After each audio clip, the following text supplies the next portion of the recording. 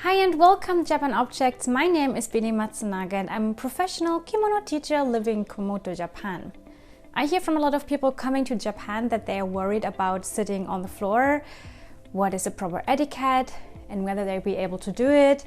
And yes, kneeling on the floor for a long time can be quite painful, but you don't have to worry. There are, of course, more comfortable ways to sit on the floor. So today I want to show you 3 ways to sit on the floor. The first one will be the most polite one, called Seiza. The second one will be a more comfortable one, but is still very polite. And the last one is going to be zazen, or better said, sitting in meditation. So let's get started. The first thing you should know about Seiza is that you don't have to worry. I think no one will expect you to sit Seiza because even most Japanese find it very difficult and painful. Another thing is that you probably won't sit directly on the floor. You will sit on a cushion like this. That is called a zabuton. Having that said, let me show you how to do a Seiza. Approach the zabuton in a 45-degree angle. Kneel down but don't sit down. And rearrange your knees to the front edge of the zabuton. Sit down by letting your bottom rest on your heels. Seiza means correct sitting and it shows humility and courtesy.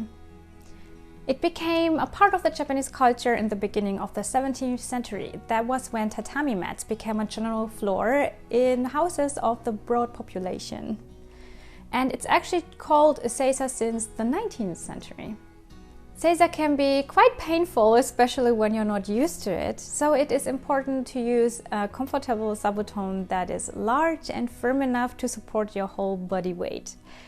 These zabuton are made in Kyoto, and you can read more about them in the description box down below. In Kyoto, it's traditional to have this 3-pronged stitch that is called sampotoji that shows you which way is forward.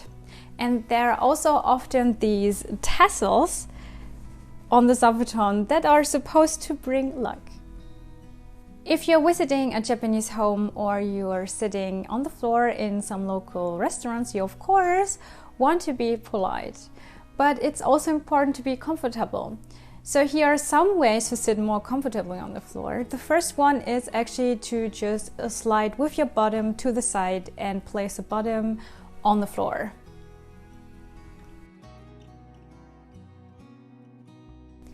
This is how people, especially women, often sit when Seiza became very tiring for them, and it's absolutely acceptable even when you're wearing a kimono or a skirt. I barely see men doing that. Men usually sit cross-legged. That is called agura in Japanese.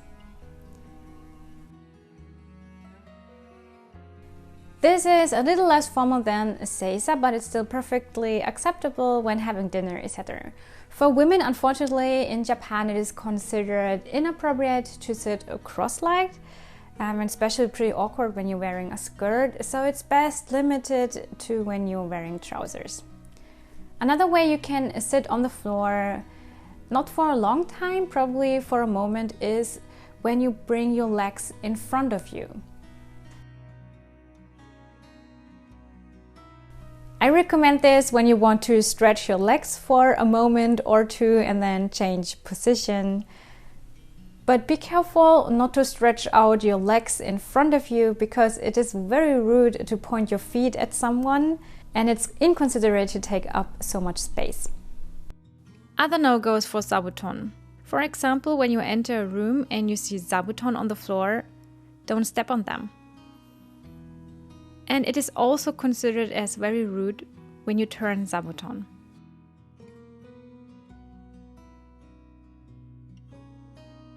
Another time people often sit on the floor is meditation. Meditation in Japanese is called a zazen, and it's a big part of the Zen Buddhism. When they do zazen, they often use a smaller zabuton that is called zafu. When sitting down for meditation, put first your right foot on your left thigh. Lay then your left foot on your right thigh. When you can't sit in this position, it's fine when you only lay your left foot on your right thigh to meditate. Only sitting on one half of the zafu and letting your knees rest on the floor will help to balance your position. This zafu is perfect to raise the hips and straighten the spine into a more supported and sustainable posture. But it's of course okay when you want to do zazen on a normal zabuton.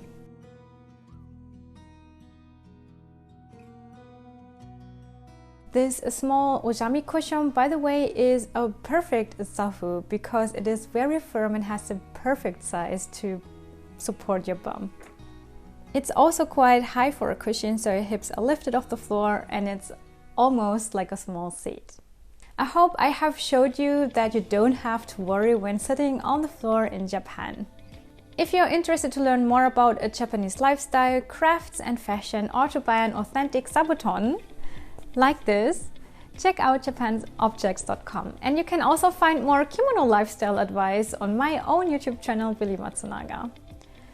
Thank you so much for watching and watch out for more videos from Japan Objects. Bye!